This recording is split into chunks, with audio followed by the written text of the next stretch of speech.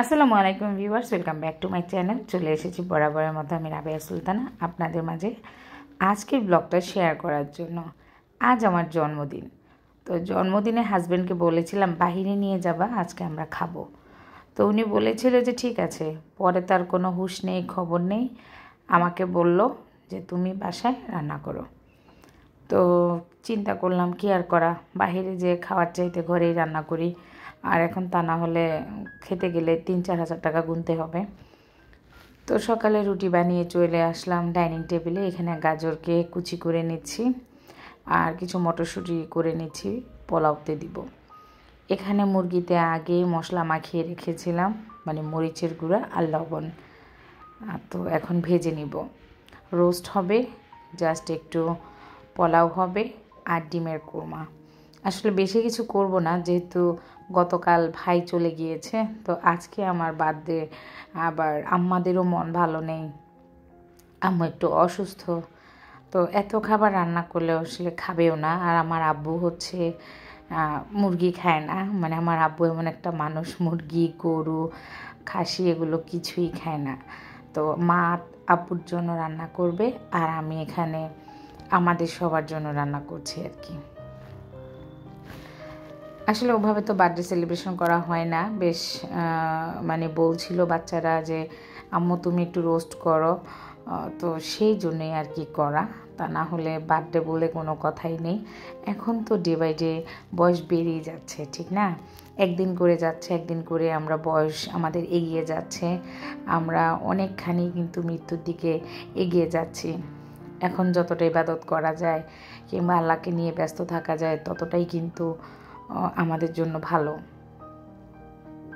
তাই এসব কাজে লিপ্ত না হয়ে যদি একটু ভদ্র হওয়া যায় আসলে সেটাই ভালো।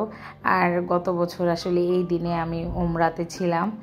আমি যেদিন ল্যান্ড করি তার পরের দিনই হচ্ছে আমার বার্থডে ছিল। তো আমার হাজব্যান্ডকে বললাম সৌদি আরবে এসে আমার জন্মদিন, তুমি আমাকে কি দিবে? ও বলল কি যে একটা জায়নামাজ, একটা তসবি আর একটা কোরআন শরীফ দিব, চলো তোমাকে আতর কিনে দিই। আমি খুবই হাসতেছিলাম। আমি বললাম সেগুলো তো আমি এমনও নিব অমনি নেব। বলে না, এটা তোমার জীবনে প্রথম বার্থডে, যেহেতু বাহিরে আসছো তো তোমাকে এগুলোই দিব। পরে এসে আমাকে আসলে জায়নামাজ, তারপরে হচ্ছে তসবি, আমার মন মতো জিনিস কেনার জন্য টাকা দিয়েছিল, বলে যে তুমি কিনে নিও। আর আংটি একটা গিফট করেছিল গোল্ডের আসার সময়। আর এবছর হচ্ছে খুব মিস করছিলাম। আসলে উমরা থেকে আসার পরে আমার মাঝে অনেক কিছুই চেঞ্জ হয়েছে। আগে আমি মাসে 5-6টা জামা কাপড় নিতাম, এখন হচ্ছে উমরা করে আসার পরে আমি সারা বছরে মাত্র 2 সেট কাপড় নিয়েছি। অনেকেই শুনলে হাসে। আমার আগের আলমারির কাপড়গুলো যতদিন নষ্ট না হবে আমি ততদিন পর্যন্ত কোনো জামা কাপড় নিব না। এটা একটা ওয়াদা, কারণ আমার যদি মৃত্যু হয় তাহলে হচ্ছে এই কাপড় চোপড়গুলো আমার জন্য অভিশাপ, আমাকে সাপ হয়ে দংশন করবে, কিংবা আমার গুনাহ অনেক বেড়ে যাবে এগুলোর জন্য। তার জন্য হচ্ছে আমি যতটুকু পরবো, তারপরে যেটা না পরবো কাউকে দিয়ে দিচ্ছি। হয়তো মোটা হয়ে গিয়েছে, অনেক জামা কাপড়ই আমার গায়ে লাগে না, কিছু কিছু কাপড় দিয়ে দিচ্ছি, কিছু কিছু জামা আমার মেয়ে পরতেছে, এইরকম করেই আর কি চালিয়ে দিচ্ছি। তো এর মধ্যে হাজব্যান্ড এক সেট কাপড় দিয়েছিল, সে নিজেই বলে ধরো এটা তুমি নাও, এটা বানিয়ে নিও। আর আজকে বার্থডে উপলক্ষে হাজব্যান্ড আমাকে একটা জামা দিয়েছে। আসলে মূলত আমি সিঙ্গেল কামিজগুলোই কিনি, যেহেতু লারিব, ইয়োলো, সারা, ইনফিনিটি এই সমস্ত জায়গা ছাড়া জামা কাপড় আমার এতটা বেশি কেনা হয় না। আর আমি যেহেতু বুটিক্স করি তো মাঝে মাঝে আমার নিজের এখান থেকে আমি 1-2 সেট রাখি। আর তা নাহলে মেজরিটি টাইমেই হচ্ছে যে লারিব বাসার কাছেই, তো টুক করে দৌড় দিয়ে লারিব থেকে ড্রেস কিনে আনা হয়।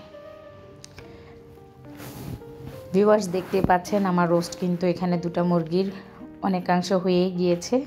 টক দই ছিল না, আমি তৈরি করে নিয়েছি।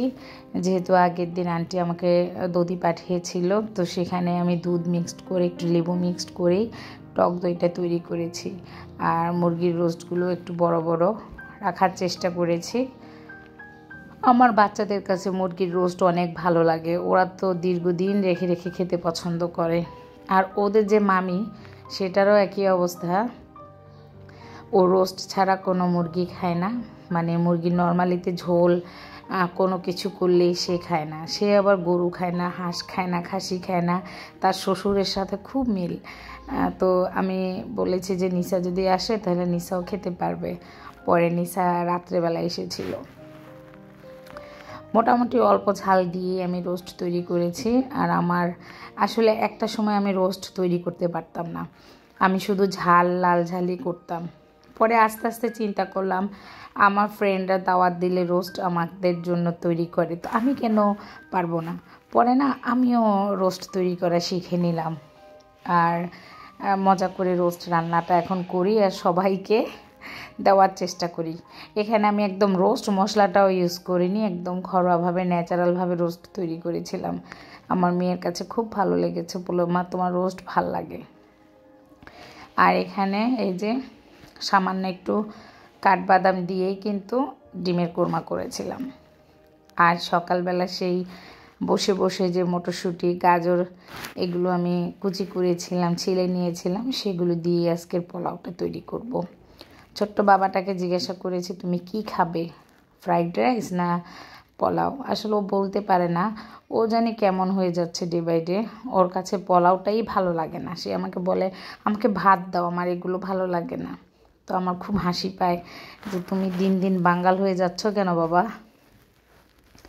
আসলে ছোট মানুষ তো, ওর মুসলমানিতে এত পোলাও মুরগি খেয়েছিল, এখন ওর রুচি নাকি অনেকখানি নষ্ট হয়ে গিয়েছে। বেশি চিকন তো, ওকে মোটা বানানোর জন্য আমি অনেক কিছু চেষ্টা করেছিলাম আর এখনও করি, এই আর কি। তো ভিউয়ার্স বলতে ভুলে গিয়েছি, আমার প্রিয় প্রিয় আপু ভাইয়েরা যারা আমাকে দেখছেন, জানেন শুনেন বেশ কিছুদিন আমার সাথে যুক্ত আছেন, অবশ্যই একটা লাইক দিবেন, আমার পাশেই থাকবেন, আমাকে সাপোর্ট করবেন। আপনাদের ভালোবাসা ছাড়া কিন্তু এগিয়ে যেতে পারতাম না। এখানে এই যে দুপুরের খাবার অলরেডি শুরু হয়ে গিয়েছে, আমি একটু এর মধ্যে ছবি তুলে নিয়েছি। আসলে নিজের জন্মদিন এতদিন পরেও বলতে একটু লজ্জা লাগে, বছরের শুরুতে আমার বার্থডেটা দিয়েই শুরু হয়। এখানে ছাদে এসেছিলাম আম্মুর সাথে, ওনারা বাড়ি চলে যাবে আবার, তো আমাকে নিয়ে এসেছিল। ওনাদের গাছে পরাগায়ন করতে হবে, আমাকে দেখিয়ে দিচ্ছিল যে কিভাবে করবা। তো ছাদ থেকে নেমে আসছি, এটা হচ্ছে আমাদের 9 তলায়। ছাদ থেকে নামার আগে যে ভাবিদের বাসা, দেখেন লবিতে কি সুন্দর করে সাজিয়ে রেখেছে। আসার পরে হাজব্যান্ডকে বিদায় দিতে হবে, 1 কাপ চা দিতে পারবে, আমি বললাম ওয়েট করো দিচ্ছি। তো ওনার আদা চা ওনাকে দিয়ে আমি আমাদের খাবার আর কি খাবো। তবে বার্থডে কোনো কেক আনা হয়নি, কিছুই আনা হয়নি। এগুলো করে বাড়তি খরচ করাটা আসলে মনে করি না এখন আর প্রয়োজন আছে, কারণ যে কয় টাকা বাঁচবে এটাই এখন বাচ্চাদের টিচার, বই এসবের পেছনেই কিন্তু ব্যয় করতে হয়। আসলে আমরা যদি না হিসাব করি তাহলে কিন্তু হয় না। এই যে দেখেন হাজব্যান্ড জোড়াজুড়ি করে এই জামাটা আমাকে গিফট করেছে সারা থেকে। আমার ছেলের ব্যাগ কিনতে হবে, তো ব্যাগ কিনতে গিয়ে সে আমার জন্য জামাটা নিয়েছে। এটা রেগুলার প্রাইসে 2300 না 2400 সামথিং ছিল, সব কিছু মিলে ওটা 2600 টাকা পড়েছে। আর আমার বাবার জন্য একটা শার্ট, এটা 500 টাকা পড়েছে। কটনের মধ্যে আমি একটা শার্ট নিয়েছি, ওকে শার্ট পরলে খুব ভালো লাগে। আসলে আমাদের বাসায় কোনো প্রোগ্রাম কিংবা কখনো যদি কোনো একটা বাচ্চাকে জামা কাপড় দেওয়া হয় তাহলে কিন্তু 3 জনকেই দেওয়া হয়। এর আগে আমার মেয়ের বার্থডেতে আমার তৌফিকের জন্য আমি গেঞ্জি এনেছিলাম, আমার বড় ছেলের জন্য এনেছিলাম, আর আমি নিজে কিছু নিইনি, ঘরের জন্য কিছু জিনিস কিনেছিলাম। আর এবার তো টোটালি ওর বাবাও গেঞ্জি কিনেছে, ছেলেকে গেঞ্জি কিনে দিয়েছে, ব্যাগ।